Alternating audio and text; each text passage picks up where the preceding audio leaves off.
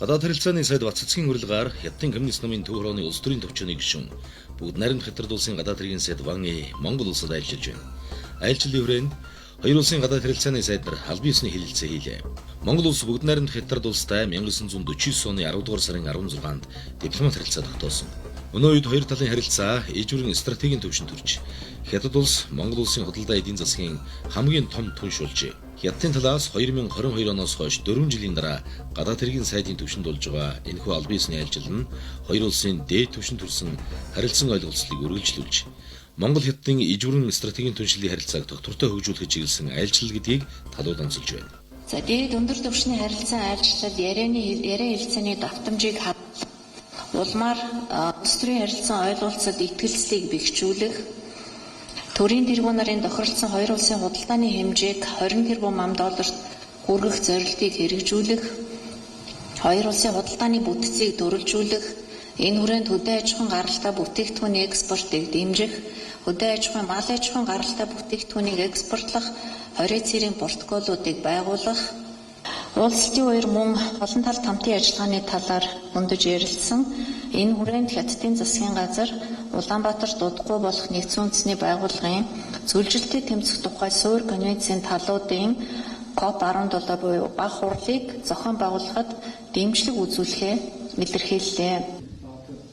Хоёр орны төрийн тэргүүний удирдлага доор харилцаа хамтын ажиллагаа эрчимтэй хөгжиж байгааг онцлон тэмдэглэе. Цаашдаж хамтын ажиллагаагаа өргөжүүлэхийн төлөө бид хамтарч ажиллах болно. Бүгд найрамдах Хятад ард улсын дарга Ши Жинпинг ерөнхийлөгч хүрэлцэхэд урт хугацааны тогтвортой хөгжлийг зохицуулах нь хоёр орны ард түмний язгуур эрх ашигт нийцэх нь дамжиггүй.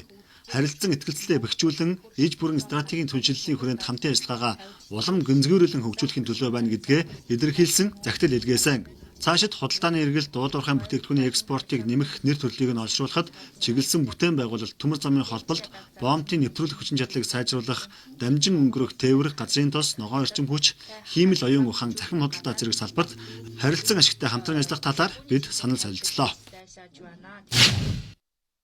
Манай улсад албан ёсны айлчил хийж байгаа бүгд найрамд Хятад улсын гадаад хэргийн сайд Ван Е Монгол улсын ерөнхийлөгч Хүрэлцэхэд уриалглаа.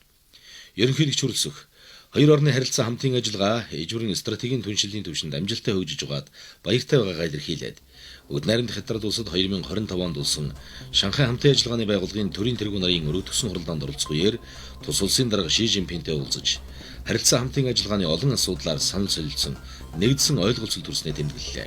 Мөн бүгд найрамд Хятад улсын дарга Ши Жинпинг мэдчилгээ дэвшүүлж байгааг уламжлахыг Ван Е сайдаас хүслээ. Гадаад хэргийн сайд Ван Е хоёр орны төрийн тэргүүний удирдлага дор харилцаа хамтын ажиллагаа эрчимтэй хөгжиж байгааг онцлоод цаашдаж хамтын ажиллагааг өргөжүүлэхийн төлөө байгаагаа илэрхийлсэн юм. Тэрээр бүгд найрамд Хятад улсын дарга Ши Жинпингээс ерөнхийлөгч хүрэлцэхэд төрсөн өдрийн мэдчилгээ дэвшүүлсэн албан захидлыг гардууллаа. Айлчил маргааш өндөрлөх бөгөөд Монгол улсын ерөнхий сайд учрал дураалгаж хоёр улсын харилцаа хамтын ажиллагааны талаар санал солилцох товтой байна.